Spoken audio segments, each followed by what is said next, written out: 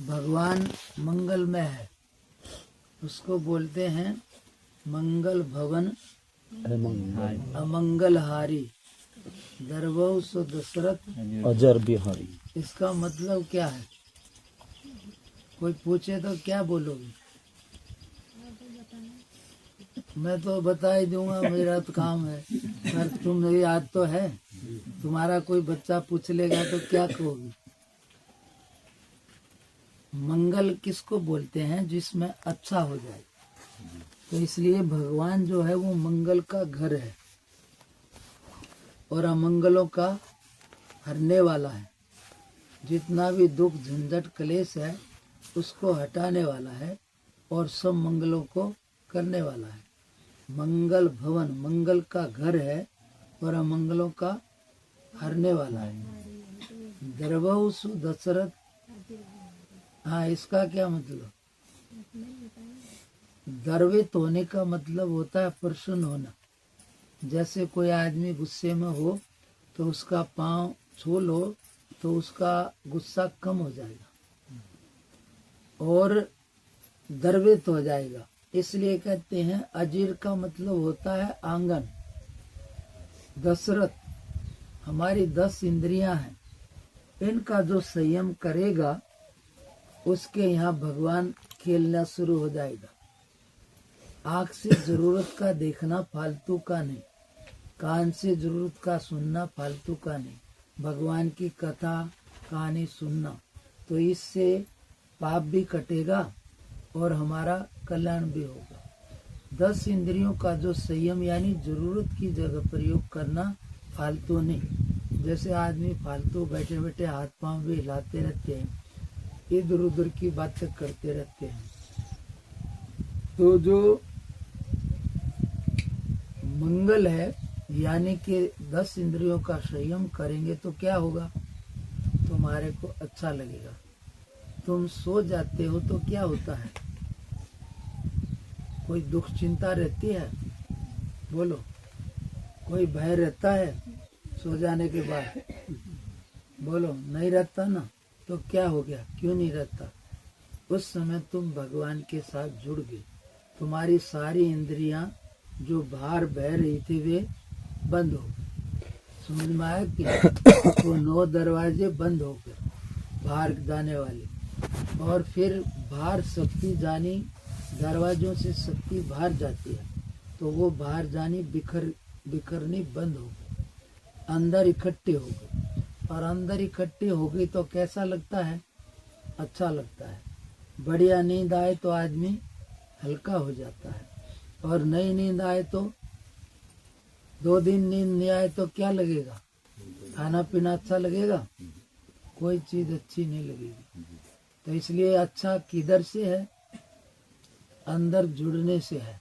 लेकिन लगता किधर है? ये मिल जाए, ये आ जाए, ये हो जाए, इधर लगता है। लेकिन इधर अच्छा हो तो जिसके पास खूब सामान है वो सुखी हो जाए। लेकिन कोई भी आदमी कितना ही ज्यादा वाला है तो कम है, कोई भी यहाँ चिंता से खाली नहीं है। किसी न किसी को कोई ना कोई चिंता है ही, चाहे कोई राजा ही क्यों ना हो। समझ में आता है ना? इसलिए उस परमात्मा से जुड़ते ही सब दुख झंझट खत्म हो जाती है। जागते जागते भी जुड़ जाओगे तो भी खत्म हो जाएगी। इसलिए समझने की बात है कि भार लगता है। किसी ने भी सुख शांति पाई है या पाएगा तो उस अंदर वाले परमात्मा से जुड़ के पाई है और उसी से जुड़ के पाएगा। उसके बगैर किसी ने नहीं पाई है। संसार में लगेगा ये काम हो जाएगा तो सुखी हो जाएंगे, ये हो जाएगा सुखी हो जाएंगे। कुछ भी हो लो, कोई आदमी सुखी आज तक होया नहीं। यदि बाहर की चीजों से सुख होता तो आज तक कोई राजा महाराजा सुखी हो गया होता। समझ में आता है ना? लेकिन फिर भी इसको क्या बोलते हैं? माया। माया किसको कहते हैं? माया कहते हैं जो इधर की वस्तु इधर दिखा देती है। जैसे एक आदमी कुएं के पास गया, कुआं तो जानते हो ना? छाया है, कुआं है, तो उसकी मेड़ बनी है। तो तुम भी गए होगे कभी, तो कुएं में झांक के देखते हैं ना। तो उसने झांक के देखा तो पानी शांत था, तो उसमें एक माला चमक रही थी। तो उसने माला देखी तो उसको तैरना आता था। उसने छलांग मारी तो क्या हुआ, पानी हिलेगा। तो खोजी, माला नहीं मिली। फिर जैसे बाहर निकल के बैठा, पानी शांत होने लगा, फिर दिखने लगी। ऐसे 2-4 बारी हो गया, पर थक गया। इसलिए तुम्हारा सारी जिंदगी तुमने देख ली। तुम्हारे लिए अब दुनिया में कोई नई चीज नहीं है, समझे कि नहीं? लेकिन फिर भी तुम उधर ही भागोगे, समझे ना? थक गए हो इसलिए शांत हो जाते हो, पर हिम्मत आ जाए तो फिर वहीं जाओगे। इसलिए आदमी बुढ़ापे में जाके थक जाता है, थकता कोई नहीं है, समझे ना? सभी थकते हैं, हिम्मत आ जाए तो फिर वहीं मिलेंगे। तो इसलिए वो भी थक गया। थक देने से क्या हुआ, बैठ गया। फिर सोचा, इच्छा खत्म नहीं होती है थकने से। तो कोई साधु जैसा जाता है तो उसको क्या होता है कि साधु जैसा है, उसने सोचा कि अकेले से नहीं बन रही है, साधु कुछ जंतर मंतर जानता हो, कुछ कर दे, तो थोड़ा ये ले लेगा, कुछ मैं ले लूँगा। तो उसने साधु को आया, नमस्ते किया। गरज होती है तो नमस्ते करनी पड़ती है। तो बोले, बाबूजी ऐसा ऐसा है, कुछ आप भी ले लेना। तो बोला, वो साधु जानकार था, बोला बच्चा थक गया? कि हाँ महाराज थक गया। तो उसने कहा कि लेट जा, उसी मेड़ पर लेटा दिया। फिर बोला ऊपर देख, तो ऊपर माला लटकी है पेड़ पर, और दिखते नीचे है। इसका नाम क्या है? इसका नाम है माया। संसार में सुख लगता है, लेकिन है कहाँ पर? अंदर में, आत्मा में, परमात्मा में। यदि बाहर सुख हो तो सोने की दुनिया छोड़ने की क्या जरूरत है, बाहर ही लगे रहो। लेकिन कोई भी ऐसा तैयार नहीं है अब जो एक रात भी सोना नहीं चाहे। कितना ही बढ़िया कुछ हो, सबको छोड़ना पड़ता है, उसके बगैर अच्छा नहीं लगता है। इसलिए सार में मैंने तुम्हारे को थोड़े में बात बोली है कि जब भी कोई सुख शांति पाई है या पाएगा तो अंदर वाले से जुड़ के पाया है, और वो हर किसी के लिए उसका दरवाज़ा खुला है। कोई समय का बंधन नहीं है, कोई भी पैसा नहीं लगता है, जब मर्जी चाहो। बाकी अवसर भी हर टाइम नहीं मिलेगा, लेकिन परमात्मा को जब मर्जी पुकारो, सबसे नज़दीक है, और भाव नहीं है तो सबसे दूर भी है। इसलिए इतना सा समझ करके तुम्हें कुछ भी चाहिए, कोई भी चिंता है, ध्यान से सुन लो। परमात्मा हर एक आफत से, दुख से, चिंता से पार है। उसको भाव से प्रार्थना करो, बिना स्वार्थ के वही पार कर सकता है, और किसी में सामर्थ्य है ही नहीं। इतनी सी बात समझ करके आदमी को अभी जो तुम्हारे को मिल रहा है, कोई भी आदमी दुखी है तो उसके पीछे कोई ना कोई कारण है, और सुखी है तो उसके पीछे भी कोई ना कोई कारण है। ये पेड़ दिखता है ना, सभी पेड़ दिखते हैं, पर इनकी जड़ नहीं दिखती। पर ये तो दिखता है कि जड़ के बिना पेड़ नहीं होता। कोई भी आदमी दुखी है तो उसका कोई पाप कर्म है, कोई भी आदमी सुखी है तो उसका कोई पुण्य कर्म है। ये अलग बात है, ताकि मालूम नहीं है कब का क्या है। लेकिन जो संसार की व्यवस्था करती है वो परमात्मा की शक्ति है। उसके सामने पूरी फिल्म है, किस आदमी ने कब क्या किया है। इसलिए उसके यहाँ कभी भी ना गलत हुआ है और ना होगा। यहाँ जज के यहाँ गलत भले हो जाए, लेकिन परमात्मा की व्यवस्था में गलत होता ही नहीं। क्योंकि उसको किसी की जरूरत नहीं, किसने क्या किया सामने है। तो ऐसा समझ करके पहले जैसा किसी ने भी किया है उसके अनुसार अभी मिल रहा है, और अब जो तुम करोगे वो आगे की तैयारी है। पहले जैसा बोया था अभी खा रहे हो, और अब जो बोओगे वो आगे खाओगे। मेरी बात समझ आई कि नहीं आई? ऐसा समझ करके पहले जैसा भेजा था अब तुम्हें मिल रहा है। अब जो भेजोगे वो दोबारा लौट के आएगा। कुएं के पास जाके बोलो तू चोर, तो क्या आवाज आएगी? तू चोर यही आएगी ना।